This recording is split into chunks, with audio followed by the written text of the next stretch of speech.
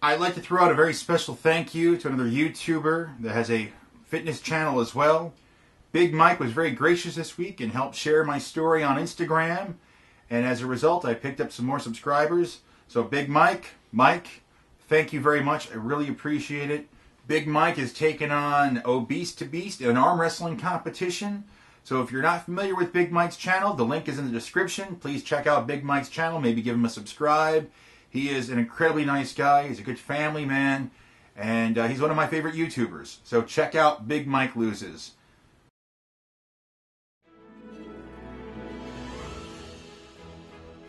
Hi, I'm Keith, and welcome to week 19 of my weekly fitness vlog, Up the Peak. We started off week 19 with a bang. On day 1 of week 19, I have officially jogged 2 miles. This is the first time I have jogged 2 miles in probably a decade. As I was walking, I was about 2 miles into the walk. I got this impulse. I said, screw it, let's go for a jog. As I was coming up on the first mile, I said, screw it, let's go for a second mile. So that's 2 miles. I want to apologize this week. I was unable to get to the food episode I kept promising. I will try very hard to get to it this week. So last week I started something new that I hadn't talked about yet, and that was I decided to increase my calorie intake by an additional 200 calories per day. I decided, since I'm amping up the physical part of everything, that it was time to amp up the calories some more. We'll see how that goes on Friday when I do my weigh-in, because I started the increase in calories after the last weigh-in when I achieved the 109 and I was below the 300. So now it's time to up the calories, since I am upping the exercise and I am jogging finally again. I went on a little trip this week. I went back to New Jersey. My father had his 65th birthday this week, so I went down to spend some time with him. When I got to my grandmother's house, where he is currently taking care of her, there was some temptations there. First thing I noticed was the pineapple pizza that they had on the kitchen table. And they were like, oh look, we got a pizza. And I was like, oh great, I can't eat that. Going on the trip, I had to prepare it properly, so I packed away a bunch of my snacks. And I knew when I got there, I would have to hit up a grocery store to get some chicken breast and some green beans. I figured I would keep it somewhat simple while I was at my grandmother's house. So I had to fight the temptation of the pizza, and that wasn't even the worst part. The worst part was the temptation of my grandmother's Norwegian waffles. Ever since I was a little kid, my grandmother has made these phenomenal waffles. And when I opened up the fridge, lo and behold, there were some of these waffles. Now these waffles are 5 mini waffles shaped like hearts that create one big waffle. I do not know the exact calories of one of these waffles, and by one I mean all 5 of the minis. But I think it is somewhere over 1,000 calories per waffle. There is a lot of stuff in these things. It's an old recipe from my grandmother. I can't really tell you what it is. Just take my word for it. These are not the waffles you want to eat on a fitness journey. When I was younger, and even not too long ago, whenever my grandmother would make these waffles, I would wolf down 5 or 6 of these things without even batting an eye. And it wasn't just eating the plain waffles. I would either smear butter on it or strawberry jam on it. So right off the bat, as soon as I got to New Jersey, there was the temptation. But I remained strong. Then, for my father's birthday, we ended up going to Atlantic City. Now, I was just there back in April, but it was time to go there again because my father loves Atlantic City. So while I was there this time, once again, I had prepared for this trip with some snacks. Now, this was going to be a little bit trickier because I don't have my grandmother's kitchen to cook up my chicken or steam my vegetables. So now I'm on my own in the hotel because we stayed the night there. Well, I did have some meals out, but I tried to plan them accordingly. Now, the first day we were there, we had dinner. The dinner we went to this very fancy place. My father had a coupon for his birthday that would cover $75 of the meal. And you're thinking, well, $75 is going to cover more than just 2 people for a meal, right? Wrong! Not at this place.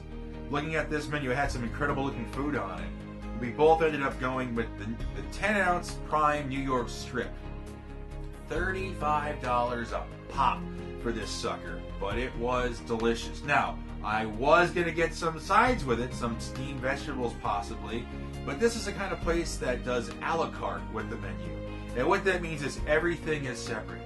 So the $35 steak was separate from like the $12 vegetables.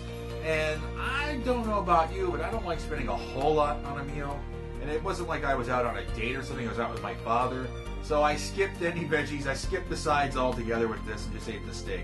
The steak itself was delicious. Now here's a little funny side note. If you look at this photo here with the plate, you see this thing in the top left corner. I originally thought that's where you would put your cup, right? Because that's how much of an idiot I am. Turns out that was some kind of a special sauce. I did sample the sauce. The sauce was amazing. The whole meal, despite not having sides, was fantastic. So I was able to work the calories in with my calorie plan for the day, so it didn't affect it that much. The following morning, I took a nice walk on the beach out with the GoPro. I attempted to film an episode out there, but I had no plan, no outline. It was me rambling for like 20 minutes, and then I was experimenting, because the GoPro doesn't have the best sound. I took my sound recorder with a lapel mic, and I did the sound separately. But I was so unsatisfied with it that I'm only going to show you some clips of me out on the beach with the GoPro. It was early in the morning, it was chilly, but it was still beautiful out there. I did find some kind of a dead fish. If you know what kind of fish this is, let me know in the comments. But this thing was messed up. So after the walk on the beach, my father and I went out and had breakfast. Now there were so many temptations in Atlantic City. For breakfast, I did give in a little bit, but once again, I was able to work it into my calories. Now this was probably the biggest calorie breakfast I've had since I've started it. I've been eating primarily my oatmeal with some honey and cinnamon in it. Occasionally, I'll splurge a little bit with like maybe a 2-egg omelet. I have made a breakfast pizza, the English muffin version, but I also made a normal version breakfast pizza for my family on Mother's Day, but I had to be very cautious about the portion for that. For breakfast, I had one of my all-time favorite breakfasts. I had the Eggs Benedicts, and I factored in all the calories for it. It was definitely the highest calorie breakfast I've had. It wasn't overall a filling, satisfying breakfast, but it sure was tasty. Now this place we went to for the breakfast was awesome. That place with the a la carte menu, you can take a note from these guys. They had so many amazing foods on display. Every morning they would prepare all these different dishes that they would serve for breakfast, and they'd put them out on a display. And here is what that display looks like.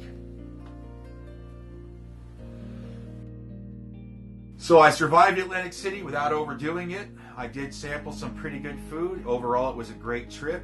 I didn't lose a whole lot of money. That's always a plus.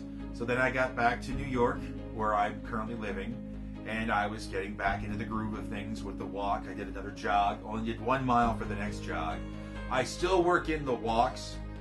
Well, Friday, I got a call from a friend of mine, a friend in need. Back on my birthday, when I had the first cheat day, I showed a slice of pizza from one of my favorite pizzerias. Well, when I was a young man in my final year of high school, I had worked at this pizzeria. I had worked at this pizzeria up until I left for the military back in 2001. In the time since then, periodically I've popped in there. I've worked a day here and there, but the last day I actually worked in this pizzeria was back in 2009, right? The day before I went off to film school in Pittsburgh. So I hadn't made a pizza at this point in 8.5 years. Well, my friend, the owner, called up. Turns out the pizza guy that was supposed to be working was a no-show, and Friday nights get pretty crazy down there. So she said, hey, I could really use your help. So I was like, sure, why not? So I showered, dressed, changed, went down there, and I knocked out a shift at the pizzeria. It was awesome. Now, I'm a sucker for nostalgia. I love nostalgic things. Working in this restaurant when I was in my early 20s, I had a blast. I love the people I worked with. I love the food that was there, which is probably why I got up to 464 eating some of that food. But still, it was fun being back there behind the counter, whipping up some pizzas. Turns out making pizzas is a lot like riding a bike. So I just kind of snapped right back into it, which was fun. But there are cons to working in this pizzeria. Now, this isn't just a pizzeria. It's an Italian restaurant with all sorts of foods. And I've always been a big fan of these foods. I ate this food a lot during the Depression last year when I was increasing with the weight. It's delicious food, but it's not the kind of food you really want to eat all the time. So I was around all of these amazing smells, all of this delicious looking food, all of these amazing pizzas. In fact, I will share with you now a pizza that I made on Saturday that I was quite proud of. I said, man, this is a work of art. Here is the photo of the pizza. I did tell the customer that I took a selfie of their pizza and it's going to be on YouTube. So I survived without having a single slice of pizza the 2 nights I helped out down there. Now, I had to adapt. Now, being in a restaurant, yes, is full of temptations, but there is a positive spin on this. There's plenty of healthy food there too. So I talked to the cook in the kitchen. I asked them if they'd whip me up some of the chicken speedies that they had, a decent portion, a little under 4 ounces. So I made another salad, and it was a simple salad. It was like 6 ounces of lettuce. There was like 50 grams of tomatoes. There was 12 grams of onion. There was I put some green olives in there. And then I took the chicken, popped it right on top. The whole meal was probably about 163 calories. It was delicious, and I survived working in the restaurant for 2 days. And I got one hell of a workout. I will tell you right now, anyone that's worked in a restaurant knows what it's like. You're on the go, you're getting things done, you're working, you're going along as fast as you can. So I don't know how many calories I burned, but I assure you, if I wanted to have a slice of pizza, I probably could have. But I'm trying to avoid that kind of stuff right now. So revisiting a place I worked at in my youth, it was very refreshing because I have been feeling younger the further into this fitness journey that I go. I feel younger now than I did 5 years ago. On day 7 of week 19, I finally got the groove down for the walk/jog. I walked to my fairgrounds. That's about a mile. I walked the first lap around the track. That's just over a mile. And then I jogged 2 miles. And then I walked 2 more laps. And then I walked the lap back. So I did 7 miles on the last day of week 19. 2 of those were jogging, 5 of those were walking at a 4-mile-per-hour pace. So whatever I'm doing, I'm getting stronger, I'm getting faster, I'm getting more resilient. Because I carried my own in that restaurant quite well. I didn't miss a beat. It was just like I was in my teens again working in there. It was a lot of fun. The employees were really nice. We put out some pretty darn good looking pizzas. So it was a lot of fun. It was a great experience. So temptation did play a very big factor this week. And I might be helping out a few more days down at the restaurant. I've enjoyed it so much. So there will be more temptation, but I'm going to see if I can come up with something more creative to eat than my little chicken speedy salad. I had a little car trouble this week. I drive a 1995 Nissan Maxima. I happen to love my car. I first bought a 95 Nissan Maxima way back in 2003 at my first duty assignment in Cheyenne, Wyoming. I drove that car for a very long time. And then in the winter of 2014, I hit a deer with it, and my car got totaled out. And that was devastating because I love that car. Now, at the time that happened, I didn't know anything about mechanics. I had a friend that did some work with mechanics, but as far as me personally, at this stage in my life, I couldn't even change a light bulb in a headlight. So I thought my car was dead. And I sold it off to someone to use as a derby car, and I never saw that car really again. And I was able to acquire another car just like my car. I bought another 95 Nissan Maxima. Only difference was this one had one of those sky roofs in it, and I always wanted one of those in my Maxima. So it kind of worked out for me.